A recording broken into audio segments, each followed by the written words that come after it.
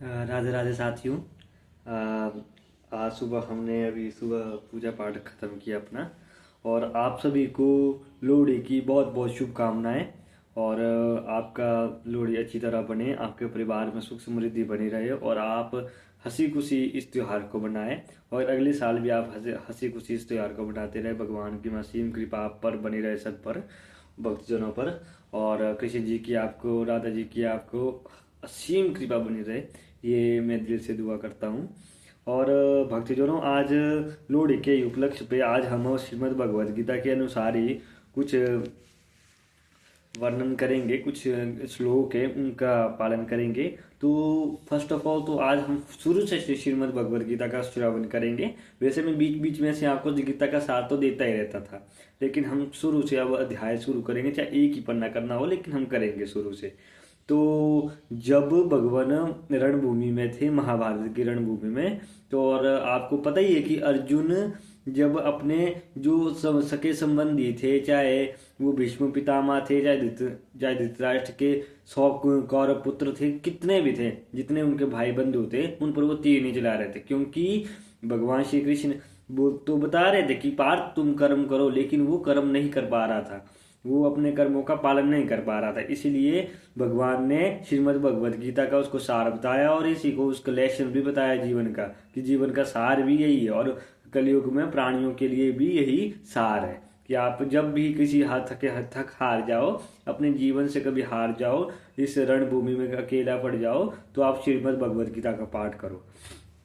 तो भक्तजनों, आज हम उसी में से करते हैं कि अर्जुन उवाच, अर्जुन बोलता है, अर्जुन बता रहा है, योग्यम यगोत्सम प्रवक्ता सम्येन मधुसन इत्यामह न पश्यामि चंचलवात स्थिति स्थिराम। इसके इस श्लोक का अर्थ है, हे अर्जुन, अर्जुन कह रहा है कि हे मधुसन, जिस योग पद्धति का संक्षेप में वर्णन किया गया है वो मेरे अव्यवहारिक तथा असह प्रतीत होता है, क्योंकि मन अस्थिर तथा चंचल है। अच्छा, इन दो लाइनों से आप क्या समझे? इन दो लाइनों का मतलब है, अर्जुन कह रहा है कि भगवान, मैं इस मन को एकाग्र कैसे करूं, मैं इन इंद्रियों को एकाग्र कैसे करूं। भगवान को कह रहा है अर्जुन कि भगवान, हे मधुसन, मैं अपने मन को एकाग्र कैसे करूं, मैं महाभारत के रणभूमि में इस चंचल मन को एकाग्र कैसे करूं। तभी भगवान कहते हैं, योग्यानापि सर्वेशा मनोतंत्रा सर्वाद भज्योते मांस में युक्ते मत। इसका अर्थ है, संपूर्ण योगियों में श्रद्धावान योगी, भक्ति योगी द्वारा मेरी आज्ञा का जो पालन करता है, वो अपने अंतर मेरे बारे में सोचता है, उसके मन में मेरे प्रेम भक्ति जागती है, वही योगी मुझको घनिष्ठ युक्त है। भगवान श्री कृष्ण कह रहे हैं कि जो भी प्राणी है, जो भी है, कोई भी है, श्रद्धावान मेरी भक्ति के आज्ञा का पालन करता है, जो कि मेरी भक्ति का पालन करता है ना, वो भगवान के घनिष्ठ हो जाता है, मतलब कि उनके प्रेम का आदर बन जाता है, वो भगवान कह रहे हैं। और सबसे श्रेष्ठ यही है, सबसे श्रेष्ठ मत भी यही है। भगवान कह रहे हैं कि जो मेरे को जपता रहेगा, जो मेरे को भक्ति करता रहेगा, मेरे को जपेगा, किसी को भी जपे आप, भगवान शिव को जपे आप, चाहे कृष्ण जी को जपे, किस ब्रह्मदेव को जपे, किसी को भी जपे, लेकिन जपता रहेगा ना, वो तो मेरा सबसे घनिष्ठ मित्र रहेगा और घनिष्ठ मेरे अलग हृदय में वास करेगा। वो ये कहने का अर्थ है भगवान का, और यही उनका मत भी है। अतएव जो सदैव परमेश्वर की चिंतन में करता रहता है, वो एक समय में सबसे बड़ा योगी भी है।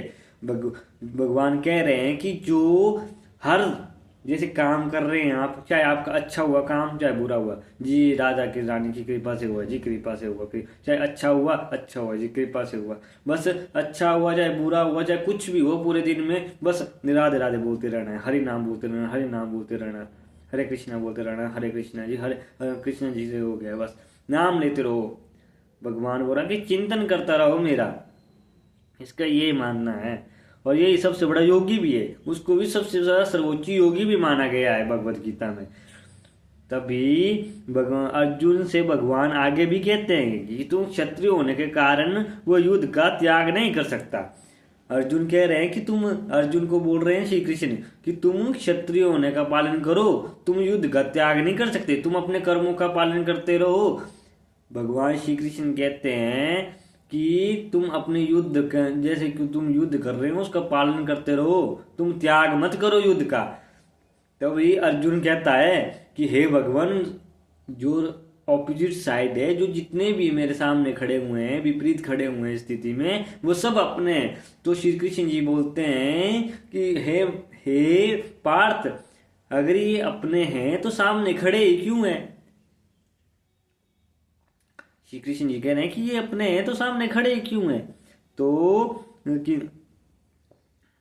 तो यदि वो कृष्ण का स्मरण करते हुए युद्ध करता है भगवान के, और यही भी बात बोली गई है श्रीमद् भगवद गीता की, यदि वो श्री कृष्ण, जैसे कि वो कृष्ण किसी का भी मेरा नाम जपता रहेगा युद्ध में, रणभूमि में मेरा नाम जपता रहेगा, जब भी उसकी मृत्यु होगी तब मैं उसके मुख में मेरा नाम अंतिम श्वास तक रहेगा।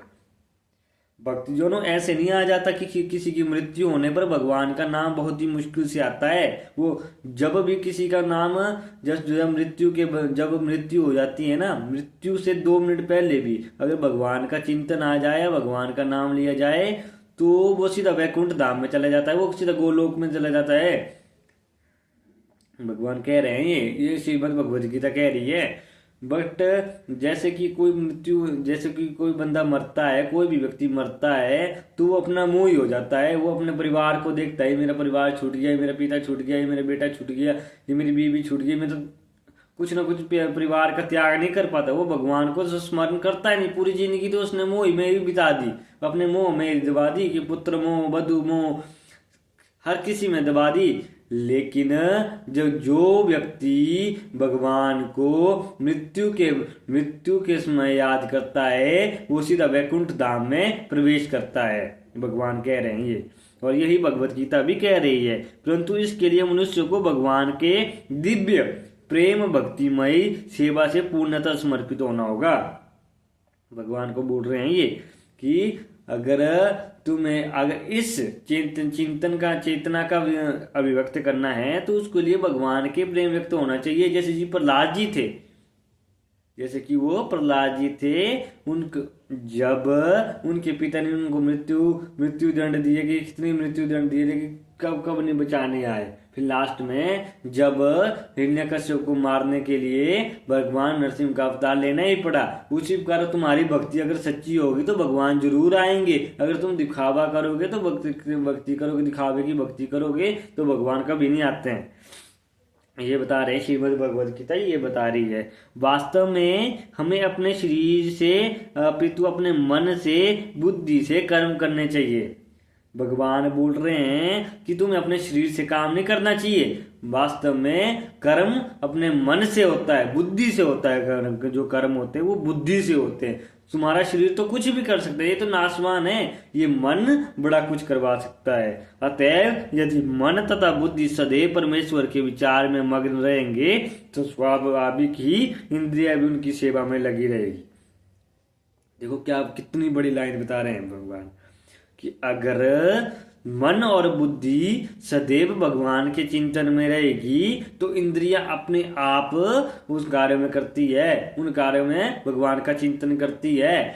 ऑब्वियसली बात है, अगर तुम भक्ति मार्ग में जुड़ोगे, जो तुम्हारे नेत्र हैं ये भी एक इंद्रिय है, जो तुम्हारे कान है ये भी एक इंद्रिय है, सब तुम्हारे इंद्रिय, मुख है, जो जितने भी सब हैं ये तुम्हारी इंद्रियां हैं।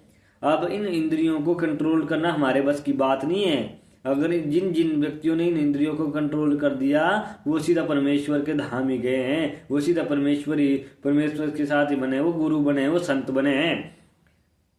आज के समय इंद्रियों को कंट्रोल नहीं किया जा सकता, लेकिन हाँ, उनको कंट्रोल करने के लिए आप उन पे भजन मार्ग में जाओगे तो उनको आप कंट्रोल भी कर सकते हो।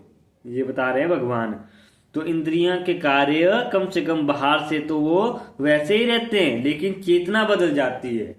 भगवान बता रहे हैं कि बाहर से तो वो ऐसे ही रहेंगे कि अगर किसी की आंख किसी लड़की पे, पराई स्त्री पे चली जाएगी, कान किसी गलत सुनेंगे, कुछ ना कुछ चलता रहेगा, कि मुंह से अब शब्द निकलते रहेंगे, वो बाहर से तो चलते रहेंगे, लेकिन अंदर से उनकी चेतना भगवान में चली जाएगी, भगवान में बदल दी जाएगी। भगवत गीता हमें सिखाती है कि किस प्रकार मन और बुद्धि तथा भगवान के विचार में लीन रहना चाहिए। भगवत गीता हमारे को ये बताती है कि मन बुद्धि से हमें कैसे समर्पित होना चाहिए और उन्हें एकाग्र कैसे करना चाहिए और विचार, अच्छे विचार कैसे प्रकट करने चाहिए। ऐसी ही तत्कालता से भगवान भगवत धाम को कहा जाता है। यदि मन कृष्ण की सेवा में लग जाता है तो सारी इंद्रिय स्वतः उनकी सेवा में लग जाती है। अगर मन तुम्हारा कृष्ण की भक्ति में लग जाएगा तो स्वतः ही तुम्हारी इंद्रिया भी उसी के वश में चली जाएगी। ऐसा बता रहे हैं भगवान, उसकी सेवा में लग जाती है। यह कला और यही भगवत गीता का रहस्य भी है। और श्री कृष्ण के विचार पूरी तरह मग्न भी रहा जाएगा, श्री कृष्ण के विचारों में उसी प्रकार मग्न भी रह जाएगा। आधुनिक में मनुष्य ने चंद्रमा तक पहुंचाने के लिए कठोर संघर्ष किए, लेकिन उसने अपने आध्यात्मिक उत्थान के लिए कठिन प्रयास नहीं किया। भगवान बता रहे हैं कि मनुष्य ने चंद्रमा तक पहुंचाने के लिए कठोर से कठोर संघर्ष किए, लेकिन उसे अपने आध्यात्मिक उत्थान, मतलब उसको अपने आध्यात्मिक उत्थान के लिए उसने प्रयास एक भी नहीं किया। हाँ जी, चंद्रमा में पहुंच गए, ऐसा कर दिया वैसा कर दिया, लेकिन भाई तुम आध्यात्मिक ध्यान से तो जुड़ो, तो उधर भी भगवान आपको परमेश्वर के रूप में आपको कहीं ना कहीं मिल ही जाते। यदि मनुष्य को 50 वर्ष आगे जीना है तो उसे उस थोड़े समय के भगवान का स्मरण करने का अभ्यास में लगाए।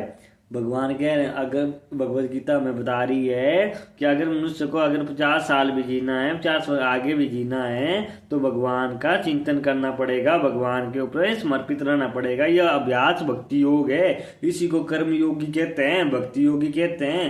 गीता का सार क्या है? मन को एकाग्र करना ही गीता का सार है। मन को आपने एकाग्र कर दिया तो आपने सब कुछ हासिल कर दिया। यही अर्जुन को श्री कृष्ण जी बता रहे हैं। और आप इससे क्या सीख रहे हैं कि अगर तुम्हारी इंद्रियां जितनी भी, तुम्हारा मन और बुद्धि भगवती मार्ग में जुड़ेगा तो तुम्हारी ऑब्वियसली तुम्हारी इंद्रियां बाहर से तो वैसे ही रहेगी, लेकिन अंदर से वो स्वच्छ हो जाएगी, अंदर से वो तुम्हारे भगवान के ऊपर प्रतिचिंतना करने लग जाएगी। श्रीमद् भगवद गीता में बता रही है। तो इसलिए हमें मन को एकाग्र करना है तो इंद्रियों पर वश करना पड़ेगा, और इंद्रियों को वश करने के लिए हमें भक्ति मार्ग में जुड़ना पड़ेगा, कर्म योगी बनना पड़ेगा, भक्ति योगी करना पड़ेगा। भगवत धाम जाने के लिए हमें भक्ति योगी बनना पड़ेगा। इसीलिए भक्ति हमें करनी चाहिए। तो कल हम पढ़ेंगे कि कैसे मन को इस एकाग्र कैसे करेंगे। कभी भी विचलित नहीं होना है हर अभ्यास में। जैसे हम कुछ कार्य भी कर रहे हैं तो कैसे हम भक्ति के मार्ग में जुड़ेंगे, ये हम कल पढ़ेंगे। तो बोलो श्रीमद् भगवद गीता की जय, बोलो राधे राधे।